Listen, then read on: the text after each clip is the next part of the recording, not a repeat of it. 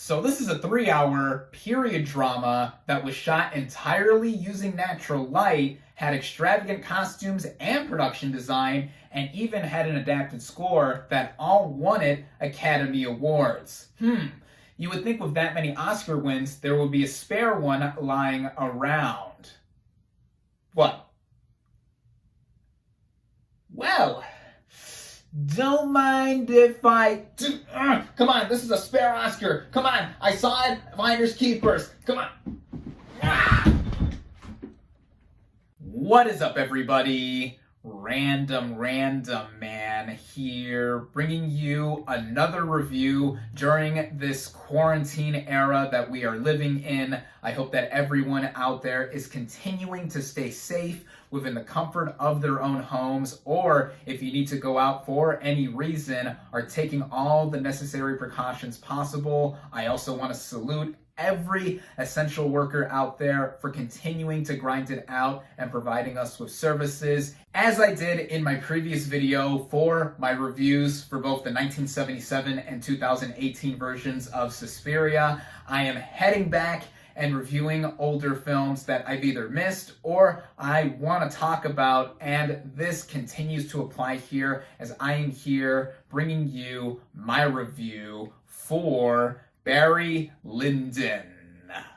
Based on the 1844 novel The Luck of Barry Lyndon, written by William Makepeace Thackeray, the plot of this period drama basically follows the rise and fall of its fictional title 18th century Irish rogue / opportunist, played by Ryan O'Neal, who marries a rich widow, played by Marissa Berenson, to climb the social ladder and assume her late husband's aristocratic position. Many times over the course of my time reviewing movies on this channel, I have mentioned who my favorite filmmakers are. My 3 favorite filmmakers of all time are Christopher Nolan, Steven Spielberg, and the late great Stanley Kubrick. I have reviewed multiple movies from Nolan and Spielberg, but never any entry from Kubrick's filmography, up until now. Now, I can talk ad infinitum about how much I love the work of Stanley Kubrick. Personally, I think he is not only the most influential filmmaker of all time, but I think he is also the greatest filmmaker of all time as well. If you look at all the movies he has made over the course of his career, he has never made the same movie twice. Sure, he's made multiple war movies, for example, but they are not one in the same. I think most people would break down Kubrick's most famous and recognizable works to these 3 movies I'm holding right here. 1968's 2001: A Space Odyssey, which is considered by most people to be his magnum opus and is one of the greatest and most influential movies of all time, as the man is himself, and changed cinema forever over 50 years ago. 1971's A Clockwork Orange, which is my personal favorite film of Kubrick's and just simply one of my favorite movies ever, period. Top 3 at least. And 1980's The Shining, which is also one of my favorite movies and my personal favorite horror movie ever. But I'm obviously not going to talk about those 3 films, as clearly, if the title is any indication, and me having mentioned the title earlier, I am going to be reviewing 1975's Barry Lyndon. Having just received this Criterion Collection Blu-ray in the mail yesterday, and having sat down and watched it earlier, I decided that I would take time to talk about this film. And with that, let's get right into the cast and their performances. Starting out with our title lead, as played by Ryan O'Neal. Now, this is a performer who, from the era in which this movie was released, was a pretty known actor. He's the father of Oscar winner Tatum O'Neal, and both of them were in Paper Moon, for which Tatum became the youngest winner of a competitive Academy Award at just 10 years old. And here in Barry Lyndon, what Ryan does is show a lot of subtlety in his performance, and I think he does a stupendous job as this title character. At the time this movie was released, a lot of people found his performance to lack depth and be too restrained in order to find us sympathizing with him across the course of this film. I can see why some would consider that to be the case, because O'Neill plays this character with not much emotion or really any expression on his face for the majority of it. But like I said, the subtlety that he brings on screen and showing how much of a cold character he is in actuality. Like I've said, he is a rogue/opportunist who is trying to climb the social ladder. O'Neill brings out a lot with this character, and you see over the course of many, many years that this movie spans. The other major player who I think does as much of a formidable job as O'Neill is Marissa Berenson as Lady Lyndon, who doesn't show up in this film until just over halfway through it. She is only in about the second half of this film, and her inclusion within the movie doesn't just relate directly to the plot, but it's a reflection of what is going on both at the time this film is taking place and the role in which she is subjected to once Barry does come into her life. There is a lot of subtlety with her performance, just like with what O'Neill brings with playing our title rogue. And with the other players that are in the background of this film that show up here and there, they all add on to the film in having a pretty diverse cast of characters, at least when it comes to what their occupations are and what they all have to do as they come across Barry. Fans of Kubrick's other work will recognize some regular cast members here, such as Patrick McGee or Anthony Sharp, those two guys having previously shown up in A Clockwork Orange, and other known character actors at the time do lend their talents here. So with the cast overall, I think that everyone here does a fantastic job.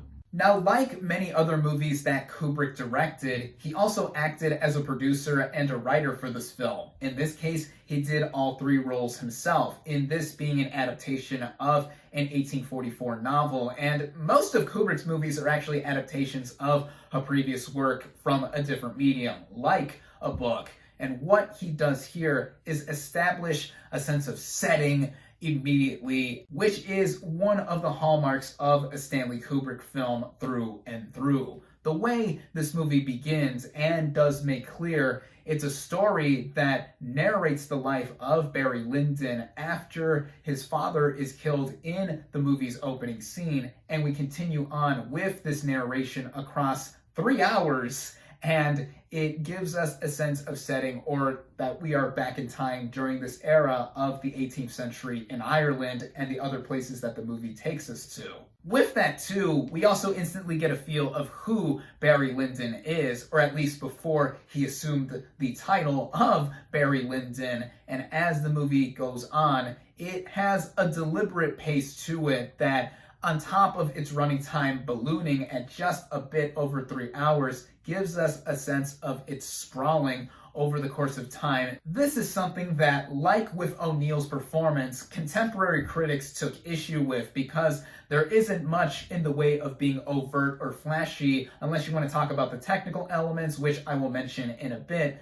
But with what the movie is doing in being so overtly overlong and going at such a meticulous rate, the way the movie does play out tries to get us to put us a sense of perspective in ourselves, to see that this is a character who isn't the most likable in the world, but we see what he does to continuously bounce from profession to profession and eventually be at a place where he is by the halfway point. I say this too because the film is split up into two distinct halves, with the life of Barry before he gets into a life of high society, and then the second half shows him in his trials and tribulations of what he does within a very aristocratic position. And the way Kubrick helms this film, just like he does in just about every project that he has tackled, is so laser focused with what he's trying to tell with the literal rise and fall, that it's done to an expert degree. To give a modern day example of what I would compare this movie closely to,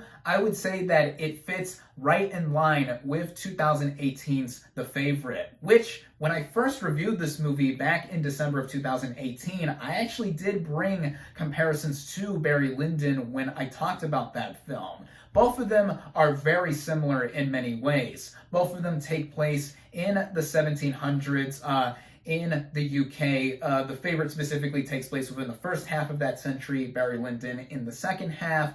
They follow characters that are trying to rise up in a social stature of high society, or in the Favorite's case, the Queen's court favorite position is being vied for, and they have similar techniques within their technical style, which brings me right into the technical elements of Barry Lyndon, because what this film does on a production level is something that was considered very striking for the time. For a movie from 45 years ago, it's impressive to see all the various techniques that were implemented for this movie while it was in production, as it is something that is truly a feast for the senses. The movie won 4 Academy Awards, and the specific categories it won for were in the ones of Best Cinematography, Best Production Design, Best Costume Design, and Best Score. With the cinematography, this movie was shot using natural light, which wasn't a common thing to do back for 1975.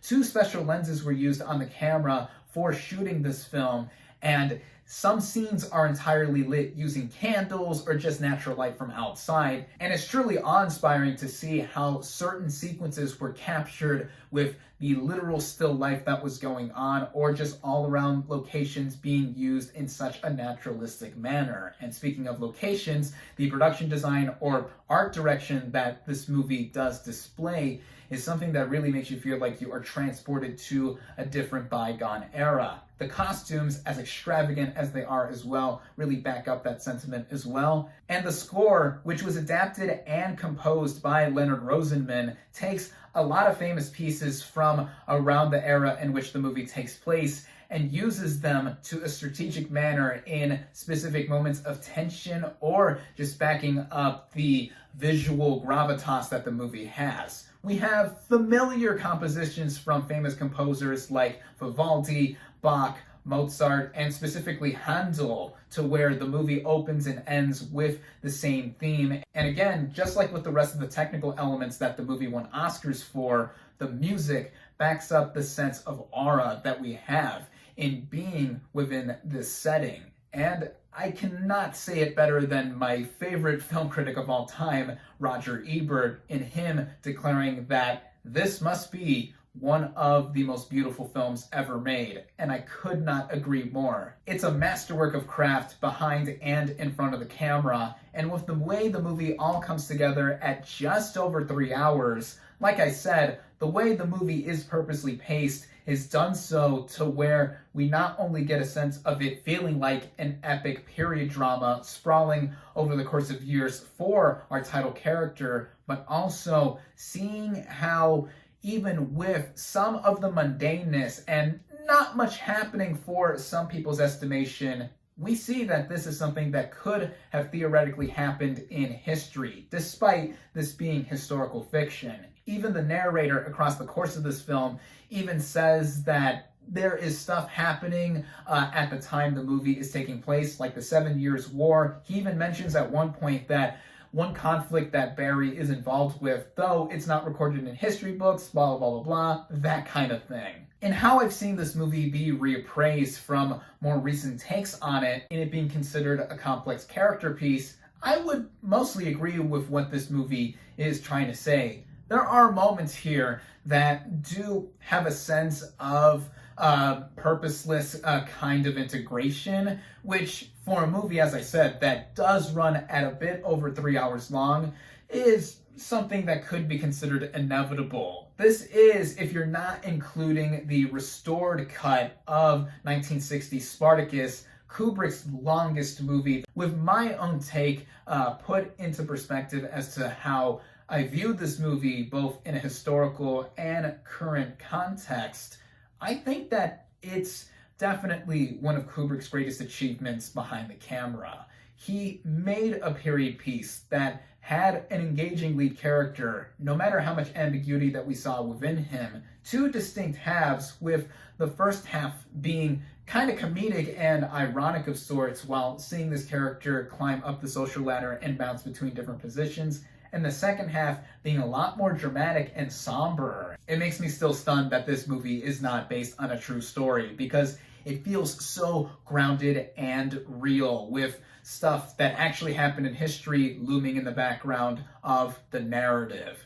That is just the power of what Kubrick did over the course of his long career. As is the case with a lot of his filmography, Barry Lyndon is a Kubrick film that is not going to be for everyone. I've already mentioned the obvious points of contention with its running time, the main character that we follow, how it's paced, and just how it is overall. There are those out there that really can't get into period piece films, but I think that every lover of cinema owes it to themselves to watch not just the entire filmography of Stanley Kubrick, but Barry Lyndon in particular, because there's a lot of what was done here that would go on to inspire, especially from this past decade, in which I have seen a lot of cinematography techniques and other stuff be used that so screams Kubrick, and it also just backs up the huge influence that this guy has had even over 2 decades after his passing. I love Barry Lyndon. I highly recommend it. My final verdict for Barry Lyndon is 4.5 out of 5 stars.